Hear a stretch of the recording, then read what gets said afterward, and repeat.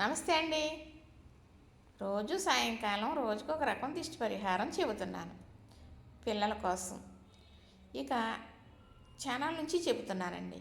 చూడండి, ప్రతి ఒక్కరికి అర్థమవుతుంది. ఎవరికి ఏది అవసరమైతే అది చేసుకుందరు కానీ అని చెబుతున్నాను. ఇక నుంచి పెద్దవాళ్ళకి చెబుతాను.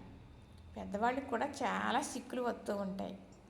మానవులు ఉన్నంతకాలం ఈ దిష్టి మరి దోషాలు అనేది ఉన్నాయండి. దీనికి పరిష్కారం కూడా ఉంది.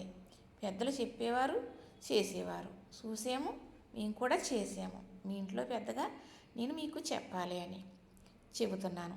మీరు ఏం చేస్తారంటే, ఏదన్నా సమస్య వచ్చింది, ఏదన్నా ఇబ్బందిగానే ఉంది, ఎక్కడో ఏదో చెబుతున్నారు అంటే వెళ్ళిపోతారు.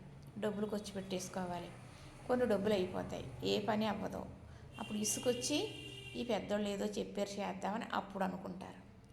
అదేదో ఇలాంటి పెద్దలు చెప్పినప్పుడు విని చేసారనుకోండి, మీ దగ్గర రూపాయి ఖర్చు అవ్వదో, మీకు చక్కగా సమస్యలు తీరిపోయి హాయిగా ఉంటారు.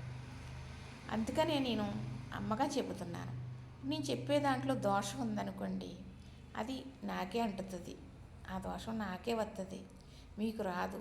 ఎందుకంటే నన్ను నమ్మి మీరు నేను చెప్పినట్టు చేసుకుంటున్నారు కదా. అలాంటప్పుడు మీకేమి అంటదు.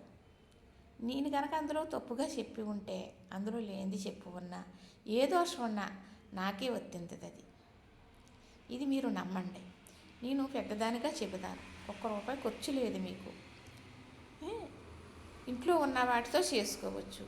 ఒకవేళ అంతకీ చేయవలసిన పరిహారాలకి ఒక 50 రూపాయలు, ఒక 100, అంతకన్నా ఎక్కువ ఖర్చు అనేది అవ్వదు. అవ్వకుండానే చెబుతాను నేను. ఆ 100, 50 కూడా అవ్వకుండానే చెబుతాను. అంటే డబ్బులు అవ్వకుండా చెప్పడం కోసం కాదు, ఎందుకు ఉన్న వాటితో చేసుకుంటే సరిపోతుంది అన్నమాట. ఏదో డబ్బులు ఖర్చు పెడితేనే మనకు పని అవుతుంది, దిష్టిలు పోతాయి, పరిహారం జరుగుద్ది అనేది కాదు. డబ్బులు ఖర్చు పెడితే ఏ పని అవ్వదు నన్ను అడిగితే.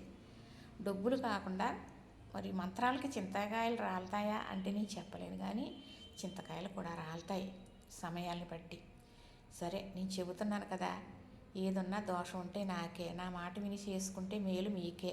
కాబట్టి రేపు నుంచి పెద్దవాళ్ళకి దిష్టి పరిహారం చెబుతాను. ఇంతకుముందు చెప్పి ఉన్నాను, విన్నారు. మరి ఇప్పుడు ఈ ఛానల్లో అందరూ కూడా జాయిన్ అయ్యారు చాలామంది కొత్త వాళ్ళు. వాళ్ళకు కూడా తెలియాలి కదా.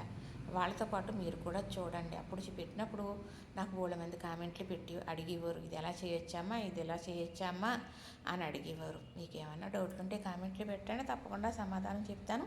రేపు నుంచి దిష్టి పరిహారాలు చెప్తాను. చక్కగా చూసి చేసుకుందరు కానీ ఉపశమనం కలిగి ఆనందంగా ఉందరు కానీ.